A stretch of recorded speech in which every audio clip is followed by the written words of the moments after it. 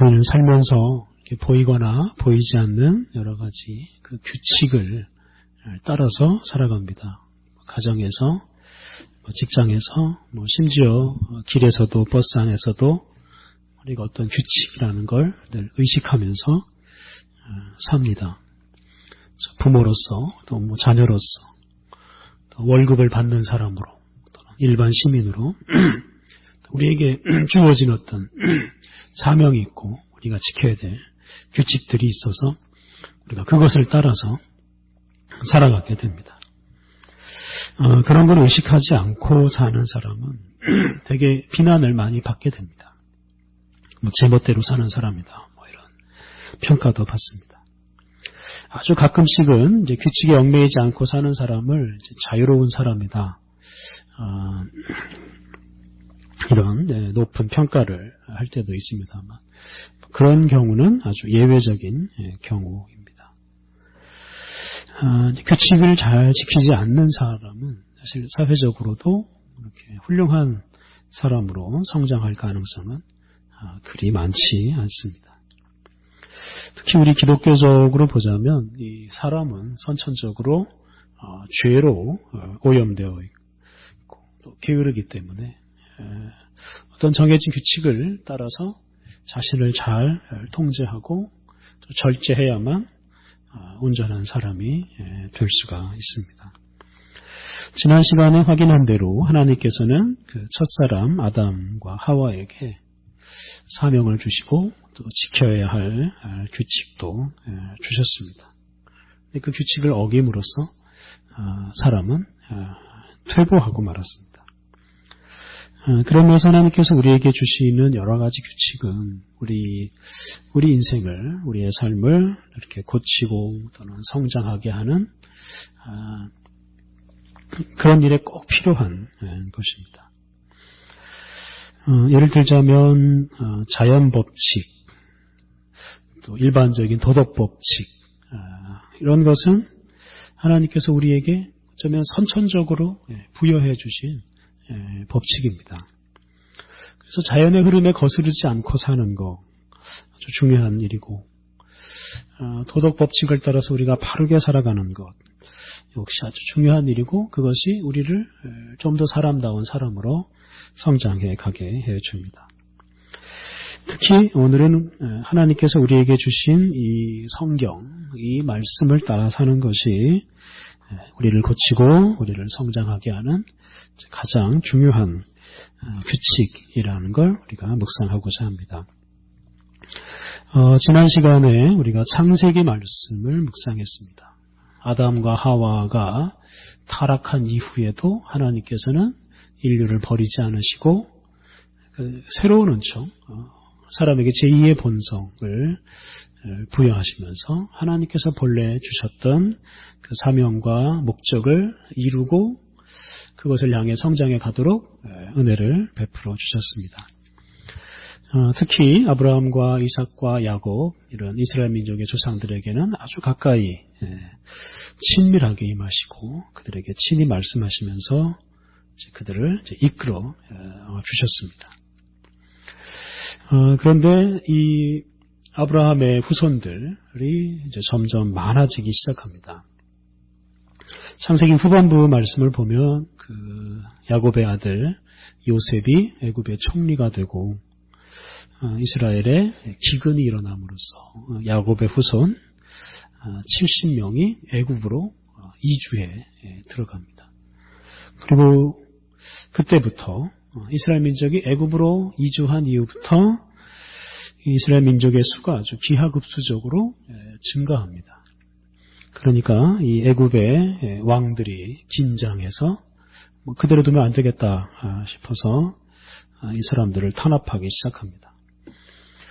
그래서 이스라엘 민족은 애굽에서 그 노예로 살게 됩니다. 노예 신세가 되고 좀 더 시간이 지나니까 이스라엘 민족이 아들을 낳으면 그 아들을 죽이는 그런 잔인한 일까지 벌입니다.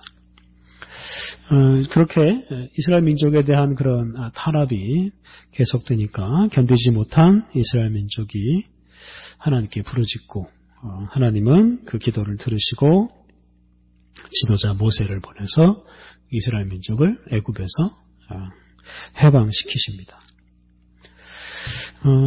그 이스라엘 민족이 해방되는 사건이 이제 출애굽기 1장부터 15장까지 나옵니다. 그런데 이렇게 이스라엘 민족이 애굽에서 해방된 것보다 더 중요한 사건이 있습니다. 10가지 재앙이 일어나고 홍해의 기적이 일어나서 그 애굽을 지옥으로 만들어버리고 이스라엘 민족을 거기에서 건져내는 이런 참 놀라운 일보다 더 중요하고 더 큰 일이 있는데 그것이 뭐냐면 시내 산에서 하나님과 이스라엘 민족이 언약을 맺은 이 사건입니다. 오늘 본문 3절부터 읽었는데요. 1절 말씀을 보면 19장 1절 이스라엘 자손이 애굽 땅을 떠난 지 3개월이 되던 날 그들이 시내 광야에 이르니라.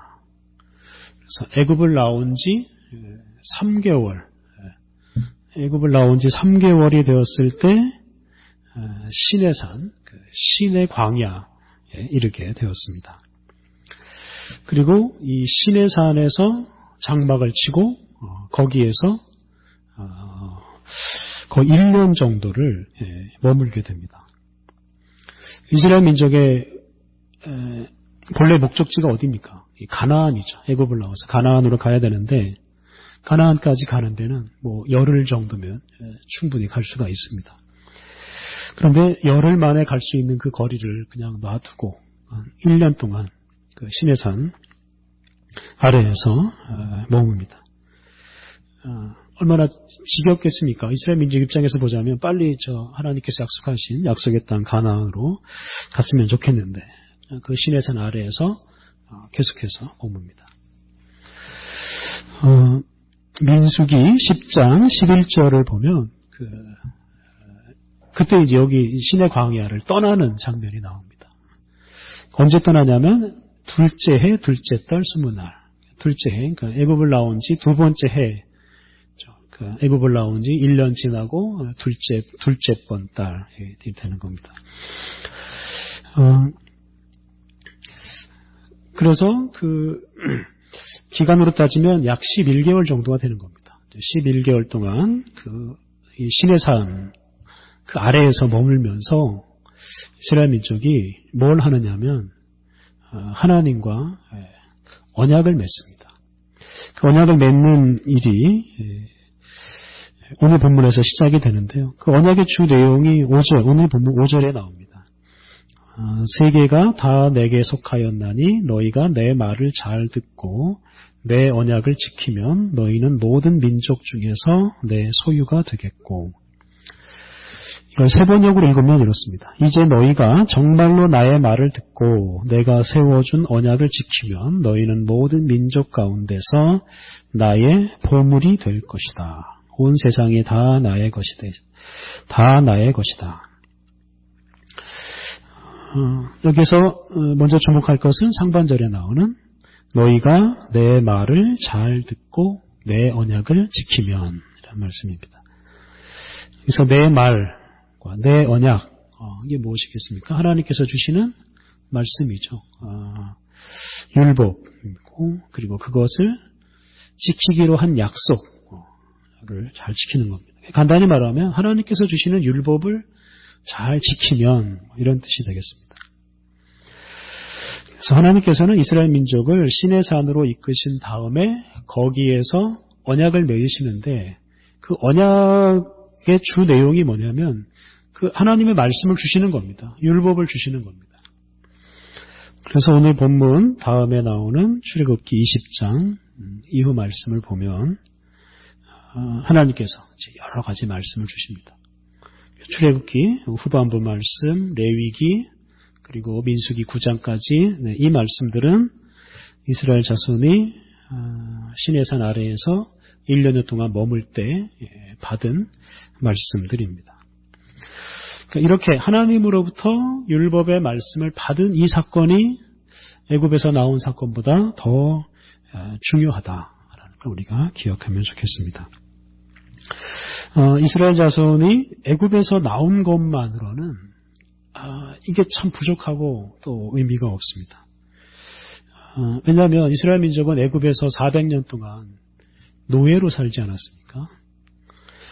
애굽에서 자유 없이 그 애굽의 지배, 애굽 사람들의 지배를 받고 애굽 사람들 말만 듣고 살았습니다. 그러니까 이런 400년 동안 이렇게 산 사람들의 상태가 어떠했겠습니까? 쉬운 말로 노예 근성이 아주 뿌리 깊이 박혀 있을 테고요. 그냥 먹고 사는 일, 하루하루 살아남는 일 이런 것들에만 몰두했기 때문에 어떤 하나님의 뜻, 세계를 향한 하나님께서 주시는 사명 이런 거는 전혀 생각도 하지 못하고 살았습니다. 그래서 자기가 누구인지, 내게 주신 사명이 무엇인지, 또 죄가 무엇인지, 의가 무엇인지 아무것도 모르는 사람들이 바로 애굽에서 400년 동안 노예 생활을 하다가 나온 사람들입니다. 그러니까 이런 사람들이 그냥 애굽에서 해방된 것만 가지고는 이게 아무것도 할 수 없는 사람들이고 하나님의 백성으로 살아갈 수가 없는 사람들이라는 뜻입니다. 그래서 많은 교육, 많은 훈련이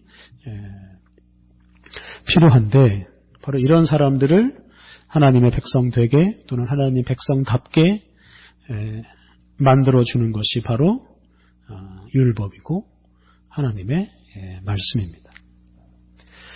하나님은 이 애굽에서 나온 이 사람들을 새로운 민족으로 만들어 가시기 위해서 이렇게 율법을 주시고 그리고 그 율법을 잘 지키기로 하는 약속까지 맺으시게 됩니다.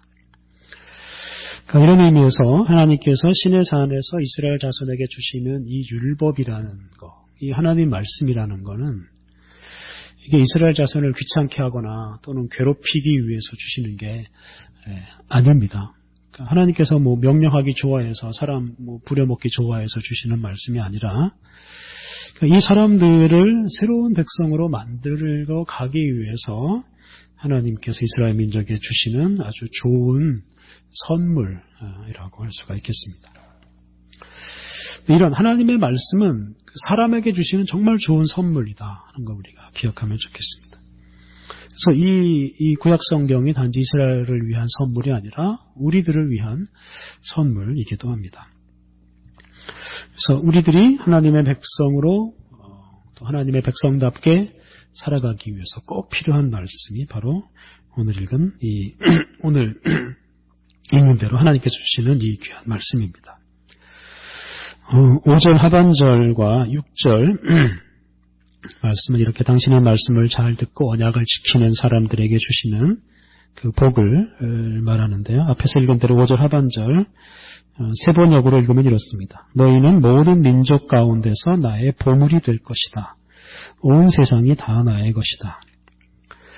그래서 하나님께서 이스라엘 자손이 당신의 말을 잘 듣고 그 언약을 잘 지키면 개역 성경에서는 내 소유가 될 것이다. 이렇게 말씀하셨고 세번역 성경으로 따르면 내 보물을 삼겠다. 당신의 보물로 삼으시겠다. 이렇게 말씀하셨습니다. 그러니까 하나님의 말씀을 따라서 살아가면 그 사람이 변화돼서 이렇게 정말 빛나는 존재, 보물 같은 존재가 된다고 약속을 해주십니다. 하나님 말씀을 따라 살다 보면 이런 노예 같은 존재가 보물 같은 존재로 변화된다라는 말씀입니다. 6절에는 이제 더 중요한 약속이 나옵니다. 6절 너희가 내게 대하여 제사장 나라가 되며 거룩한 백성이 되리라. 너는 이 말을 이스라엘 자손에게 전할지니라. 그러니까 하나님의 말씀을 따라 살면 제사장 나라가 되고 거룩한 백성이 된다 라고 말씀하셨습니다. 제사장 나라가 된다라는 것은 하나님 앞에서 제사장 역할을 하는 나라가 된다. 이런 말씀이 됩니다. 그러니까 이스라엘 민족 전체가 제사장 역할을 하게 된다는 이런 뜻이 됩니다. 5절에 나오는 것처럼 세계가 다 나의 것이다. 세계가 다 내게 속하였다. 그러니까 온 세계가 다 하나님의 것인데 그 온 세계가 하나님 앞에 나와서 하나님을 찬양하고 하나님의 은혜를 받아야 하는데 그런 일을 중재할 사람, 중재할 나라, 중재할 민족이 바로 이스라엘 민족이고 바로 제사장 나라인 셈입니다. 그래서 이렇게 온 세계를 당신에게 오게 하시기 위해서 하나님께서 이스라엘 자손을 제사장 나라가 되게 하십니다. 그리고 거룩한 백성, 따로 구별한 백성이죠. 세계 모든 나라 중에서도 따로 이렇게 구별을 해서 나머지 나라들, 나머지 백성들을 위해서 제사장 역할을 할 수 있도록 하나님께서 이렇게 구별을 해놓은 이런 백성이 되게 하신다는 겁니다. 그래서 제사장 나라나 거룩한 백성이나 같은 말씀이죠.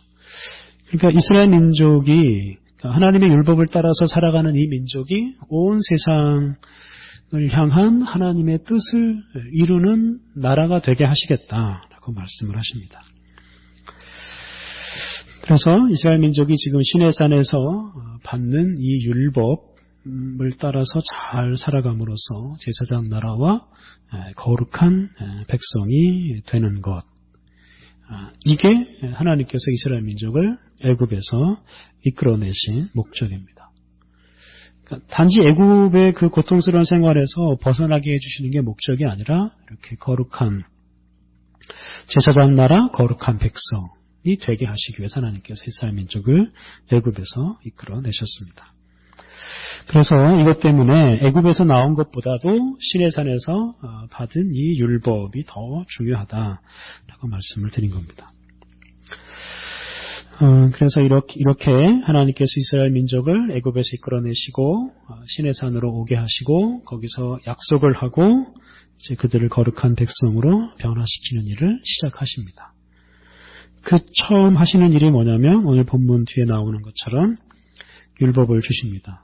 20장, 출애굽기 20장을 보면 10계명이 나옵니다.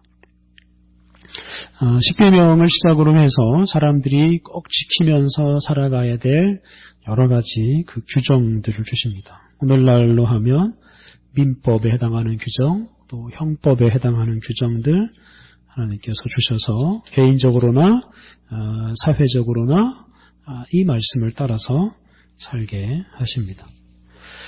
그리고 조금 더 뒤로 가면 성막에 관한 규정을 주십니다.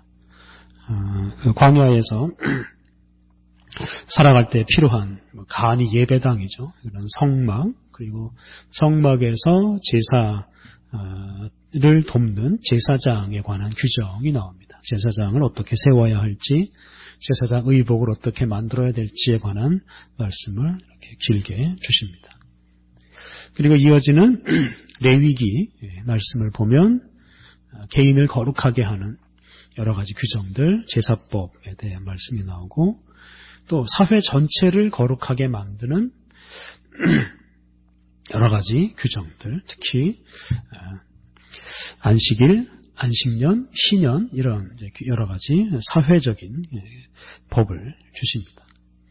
그래서 이런 다양한 개인적인 법, 사회적인 법, 또 예배에 관한 법을 주셔서 이스라엘 민족이 그 법을 따라서 살게 하십니다. 오늘 본문 7절, 8절 말씀은 이렇게 말씀하시는 하나님에 대한 이스라엘 민족의 응답입니다.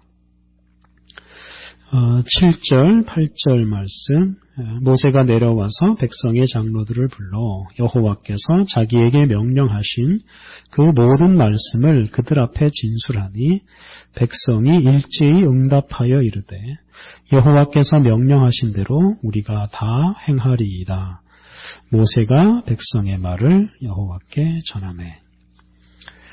이스라엘 자손이 하나님께서 명령하신 대로 다 행하겠다라고 다짐을 합니다. 그러니까 하나님께서 주시는 율법을 잘 지켜서 제사장 나라가 되고 거룩한 백성이 되겠습니다. 보물 같은 존재가 되겠습니다. 이렇게 다짐을 했다는 것입니다. 이게 참 중요한 겁니다. 이게 이제 언약이거든요. 언약. 하나님께서는 말씀하시고 은혜를 베풀어 주시고 그 언약의 상대방인 이스라엘 민족은 우리가 그 주시는 말씀대로 살겠습니다. 이렇게 다짐을 하는 겁니다. 그러니까 시내산에서 이스라엘 민족과 하나님께서 맺으신 이 언약은 그냥 일방적인 어떤 하나님의 약속이 아니라 하나님과 이스라엘 자손이 함께 맺는 약속이고 언약입니다. 그러니까 하나님께서 하실 일이 있고 이스라엘 민족이 할 일이 있는 겁니다. 하나님은 말씀을 주시고 이스라엘 자손은 그 말씀을 따라서 살아가는 것. 이것이 그 언약의 내용이고 그렇게 살아갈 때 사람이 그 현재 상태의 사람이에서 성장하고 거룩해지고 새로워집니다. 그래서 보물 같은 사람, 제사장 나라, 거룩한 백성이 됩니다. 4절에 이런 말씀이 있습니다. 4절 내가 애굽 사람에게 어떻게 행하였음과 내가 어떻게 독수리 날개로 너희를 업어 내게로 인도하였음을 너희가 보았느니라. 그러니까 이 말씀은 내가 너희를 얼마나 사랑했는지를 잘 기억하라 이런 뜻입니다. 하나님께서 이스라엘 민족이 애굽에 있을 때 애굽 사람들을 재앙으로 치시고 이스라엘 민족을 거기에서 구해내셨습니다. 거기에서 그치지 않고 하반절 말씀처럼 독수리 날개로 너희를 업어 내게로 인도하였다. 홍해 바다에서 그들을 건지시고 그 거친 광야에서 이스라엘 민족을 보호하셔서 시내산까지 인도하셨습니다. 그래서 애굽에서 이스라엘 민족을 이끌어내신 후에 당신에게 오게 하셨다. 내게 오게 하셨다. 이렇게 표현하지 않습니까? 당신을 만나게 하셨다 하는 거죠. 하나님을 만나게 하셨다. 그런데 그 만남의 장소가 바로 이 시내산입니다. 이것이 하나님께서 이스라엘 민족에게 베풀어 주신 사랑이고 은혜입니다. 하나님은 전혀 모르고 사람의 노예가 되어서 그냥 사람 말만 듣고 그냥 목숨 부지하는 걸 목적으로 삼고 살던 이 사람들을 하나님께서 해방시키시고 거룩한 그 하나님 앞으로 인도하셔서 하나님을 만나게 해주시고 그 하나님의 뜻을 율법을 통해서 또 알게 해주셨습니다. 그런 은혜를 이스라엘 민족이 입었으니까 어떻게 해야 하겠나 라는 것입니다. 그러니까 이런 은혜에 응답해야 한다라는 겁니다.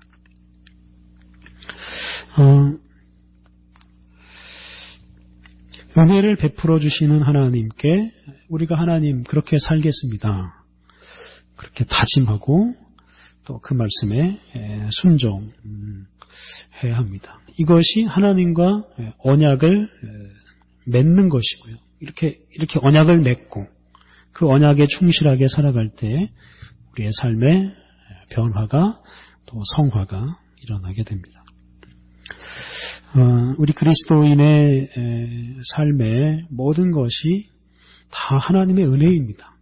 하나님의 은혜가 아니면 우리는 아무것도 아닙니다. 그런데 그렇다고 해서 우리가 그냥 아무것도 안 하고 가만히 앉아 있어도 되는 것은 아닙니다. 그러니까 우리는 하나님과 언약을 맺은 언약의 상대방이기 때문에 그 하나님께서 주시는 말씀을 늘 기억하고 그 말씀대로 살아가야 합니다.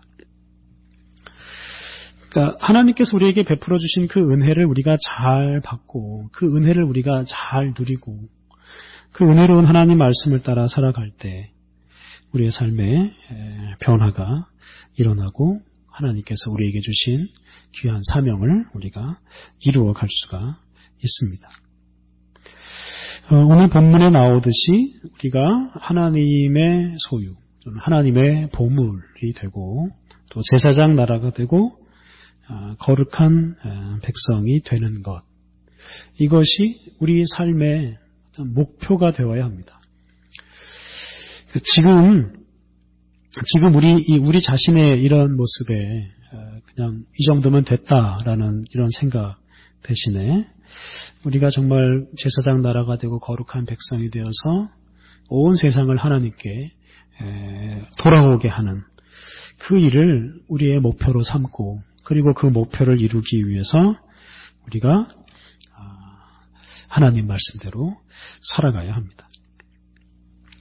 그러니까 이런 목표를 이루기 위해서 사실은 가장 먼저 우리 자신이 변화되어야 합니다. 우리 자신, 우리 가정, 우리 공동체가 하나님 말씀으로 변화되어야 하고, 그런 변화 후에 온 세상이 하나님께로 돌아오는 역사가 일어날 수가 있습니다. 어떤 사람들은 그냥 자기 마음대로 자유롭게 사는 꿈을 꾸면서 삽니다. 마음껏 돈 쓰면서 즐기는 것, 이런 걸 인생의 목표로 삼고 사는 사람도 있습니다. 그런데 그렇게 살면 남는 게 무엇이겠습니까? 그냥 소비하는 인생, 아무것도 남지 않는 소비하는 인생 밖에는 되지 않습니다. 특히 사람의 욕심이라는 건 아무리 채워도 채워지지 않는 것입니다. 그래서 그런 욕심을 위해서 살면 결국 공허한 인생밖에는 되질 않습니다. 감사하게도 하나님께서는 우리에게 우리가 지키며 살아가야 할 귀한 말씀, 귀한 규칙을 주셨습니다. 거룩한 말씀을 주셨습니다. 특별히 예수님을 보내주셔서 그 예수님의 말씀, 예수님의 삶으로 우리에게 생명의 길을 보여주셨고, 하나님 나라 백성으로 살아갈 수 있는 길, 하나님의 자녀로 살아갈 수 있는 길을 우리에게 보여주셨습니다. 우리를 죄에서 건지시고 우리를 하나님을 만나게 하시고 하나님의 뜻을 알게 하시고 하나님의 뜻대로 살아갈 수 있는 힘을 주신 우리 예수님, 우리가 늘 기억하고 그 예수님께 감사하면서 그 은혜에 우리가 순종으로 응답하면서 살아가야 하겠습니다. 날마다 우리 주님께서 주시는 말씀 따라 살아감으로 우리 자신이 거룩해지고 또 우리의 거룩한 삶을 통해 세상을 거룩하게 변화시키는 귀한 인생을 살아가시기를 바랍니다. 우리 함께 기도하시겠습니다. 하나님 감사합니다. 길이요 진리요 생명이신 예수님을 보내셔서 어둠 속에서 방황하던 우리들을 빛으로 인도해 주시니 감사합니다. 또한 주님께서 주신 거룩한 말씀과 거룩한 사명을 따라 살게 하시니 감사합니다.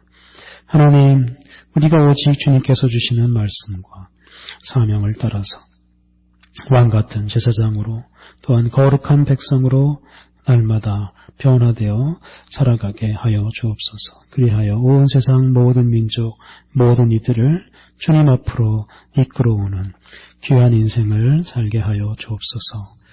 아버지 하나님, 부족한 저희들 날마다 거룩한